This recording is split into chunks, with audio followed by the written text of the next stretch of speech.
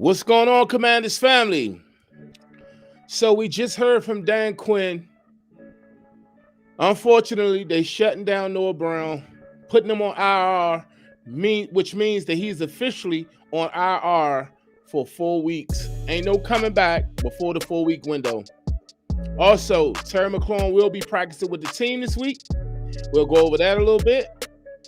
Also, we made a few other roster moves. We added Julian Good Jones to the practice squad.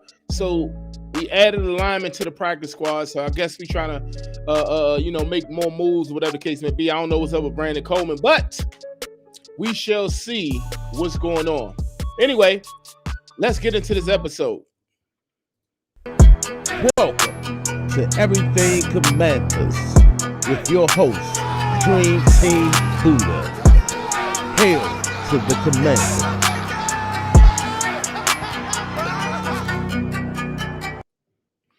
What's going on, Commanders family? It is Dallas week. Beat Dallas is the main goal this week, is to beat those stinking, funky, despicable Cowboys. That's what I want to do. I want my Washington Commanders to put the beat down on these Dallas Cowboys this week. So that is the main focus. It's time to rinse our minds and get rid of all of the filth that took place Monday night. We let that one game slip away from us, but the season ain't over. We sit at 3-3, and we got a chance to right the ship. Before we get into this episode, we shall speak on this injury update. We also spoke to Coach Quinn. Well, we heard from Coach Quinn not too long ago before practice. The guys are actually practicing right now. When we heard from him, I wasn't in the house, so we're going over right now. He gave us a few injury updates as I spoke on. Noah Brown was placed on IR. He is officially shut down for 4 weeks, so we won't see Noah Brown no sooner than the next month. I don't know why they didn't do this situation. I guess they was holding out all hope that he would somehow be able to come back and contribute to the team, because we definitely needed Noah Brown. But unfortunately, Coach said, they didn't get the response that they wanted from his groin, and they're going to have to shut him down and allow him to fully heal. I wish they would have done that, a month ago. I don't know if he would have been healed now, but at least he could have been, trending on coming back, say next week or so, whatever the case may be. But they said they get all the information from the doctor, so it's protocol. They going for the medical staff, so Noah Brown will be down for the next month. However, the good news is finally Terry McLaurin will practice this week, if that's not saying too much, because he stretched with the team last week, and that's all we heard from it. Today, he will be out there with the guys, although it's just a jog. It's a walkthrough. It's nothing major. Tomorrow, we'll see, what he can do and what not. This, that, and the fourth. They'll put him through several tests to see if he's ready for game action. Let's cross our fingers and say a prayer to that we can get Terry McLaurin back, because we definitely need Terry McLaurin. Hopefully, Deebo Samuels isn't. Let's say he don't wind up on the injury report this week, which he probably will, because he was on it the last 2 weeks dealing with a heel injury. Hopefully he can heal up sooner rather than later. And, we can still keep getting production out of Jalen Lane and also Luke McCaffrey and a whole host of others. Also, we officially signed Drake Jackson, the defensive end, who was formerly with the San Francisco 49ers. He's now on the roster. He gave us a somewhat of a slight update on Dorrance Armstrong. He said so far so good, but it's too early to say, because they really ain't doing nothing major today. Just going to be a walkthrough, and we'll know more about his situation tomorrow.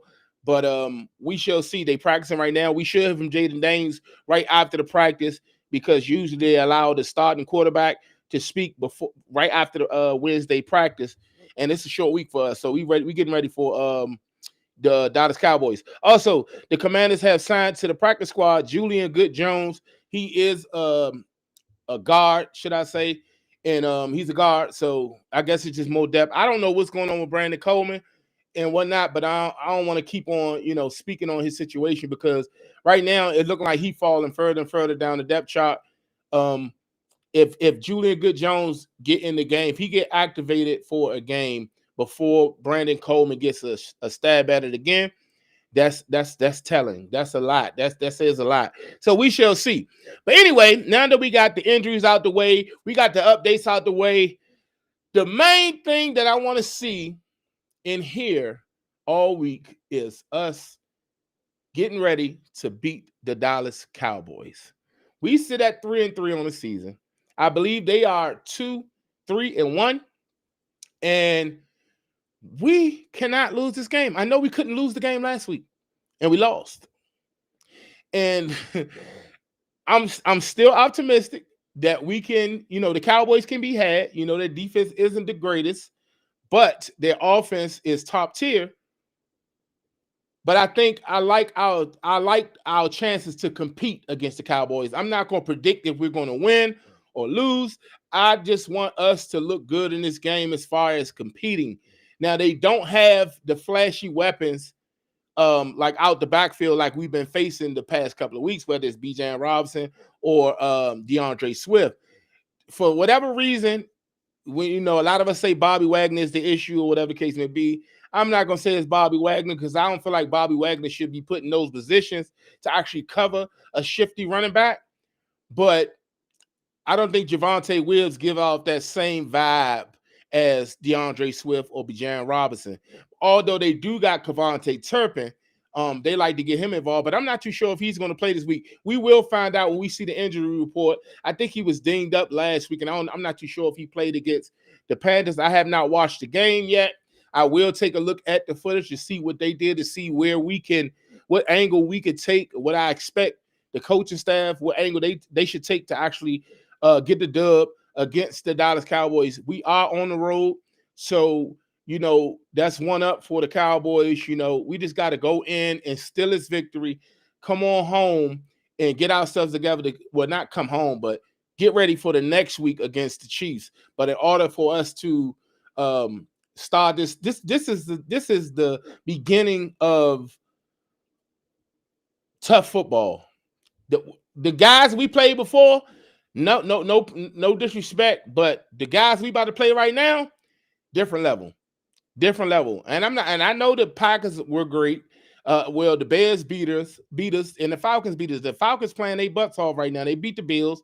So I'm not saying that they are a bad team, but I'm just saying before we came into the season, and if you looked at the schedule, the teams that we knew that was going to be tough, we knew we had to start off. We had to get off to a good start, which we haven't done just yet. We haven't done it in any game. We knew we had to get off to a good start and was hoping that we can come out this bye week, not bye week. We can get to this part of the season, week 7, and actually win 4 or 5 games, be coming in and looking sitting pretty because you could take a loss or 2.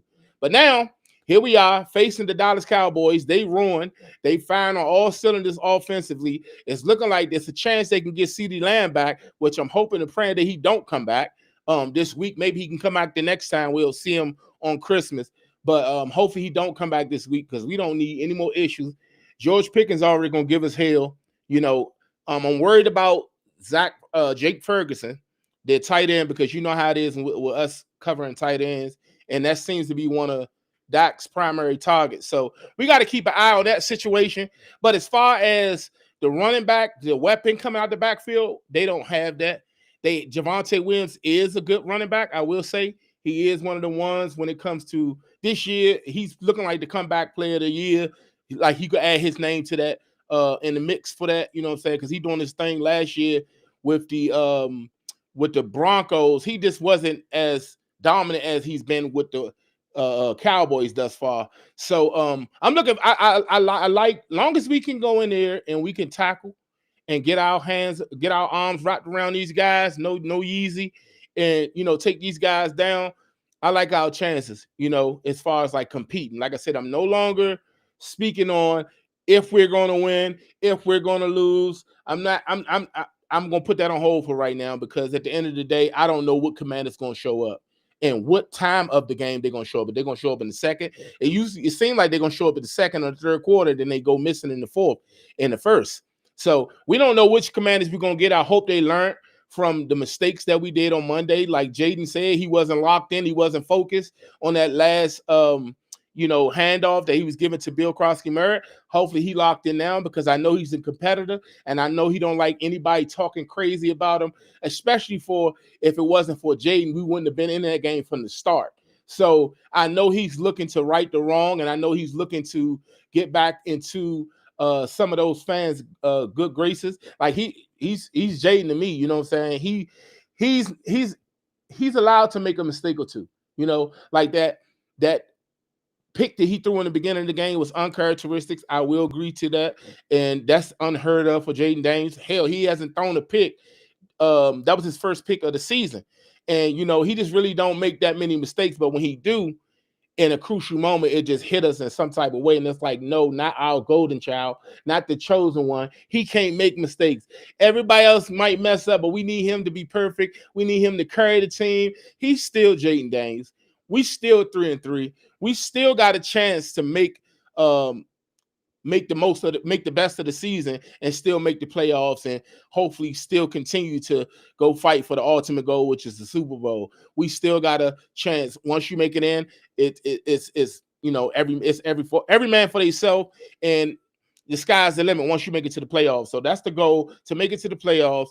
But I'm not talking playoffs or Super Bowl. I'm gonna be humble, and I'm gonna keep my mouth shut, and I'm just gonna go ahead and enjoy the ride, should I say. No Yeezy, no ups and downs type situation. I'm just gonna just ride it out and see what the Commanders do. I don't believe that they would do the same thing twice, like back to back, perform one way and then follow up the following week with the same type of performance. We haven't seen it yet. It's been up and down, up and down. Beat the Giants, lost to the Packers. Beat the Raiders, lost to the Falcons. Beat the Chargers, lost to the Bears. It's been up and down, up and down, up and down. And what we got to do is we got to make sure that we on our P's and Q's. And if we do that, we shall find. Beat Dallas and go on a run. Listen, hey, Ant, I would love for us to pull off a 5 to 6 game run. Like, I would love to see that. Okay, I don't think that if we are a 500 team, I think we're a little above average. Okay, now I used to think we was the best team in the world, but I still think the best of my Washington Commanders. But I know we haven't arrived just yet.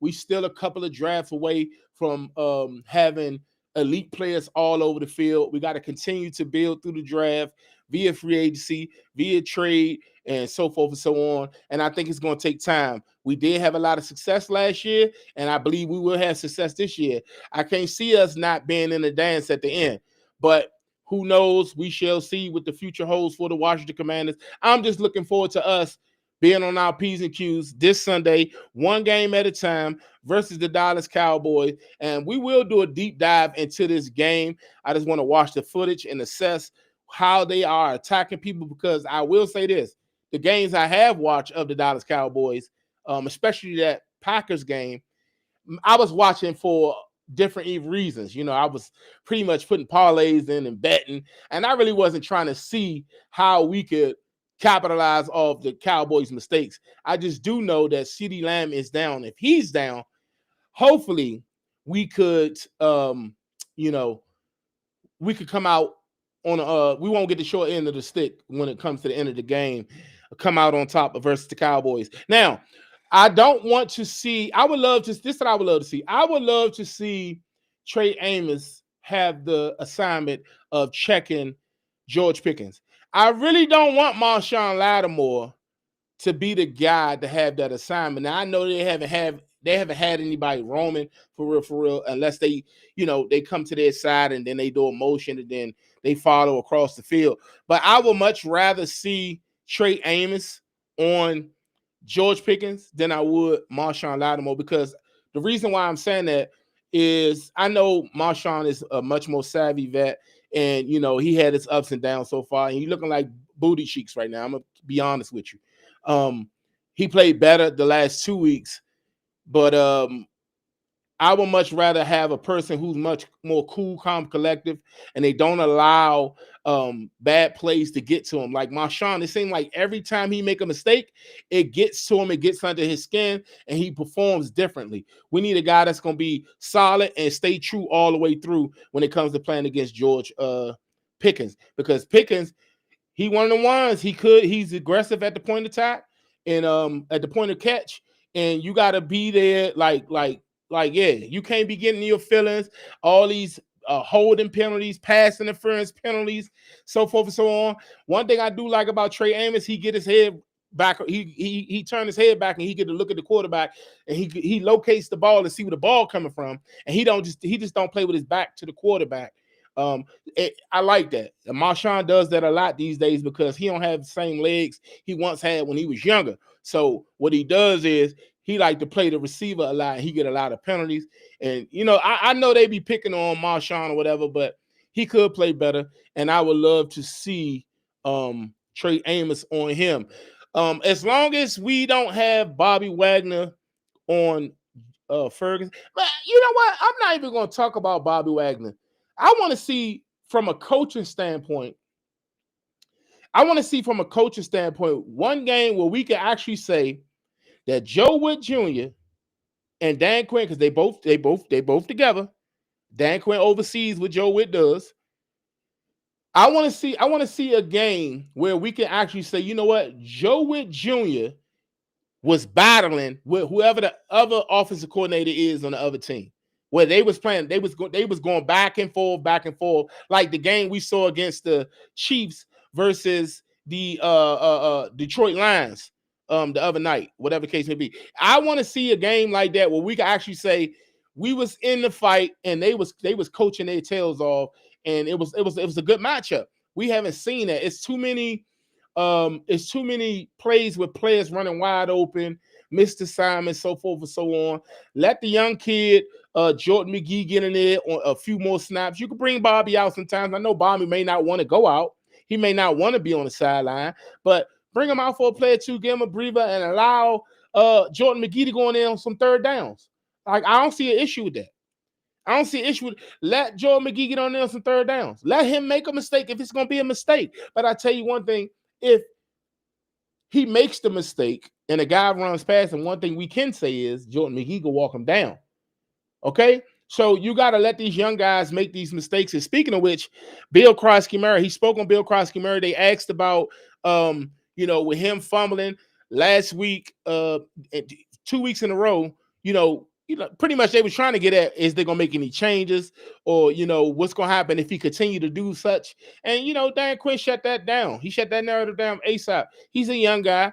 We working on him. We want him to learn from his mistakes and not put himself in that same situation again. But it's hard to say you learn from him when you ain't really been in that situation. So only thing he can do is keep chopping at the bit, keep trying to improve his ball carrier skills and so forth and so on. He ain't known to be injury prone.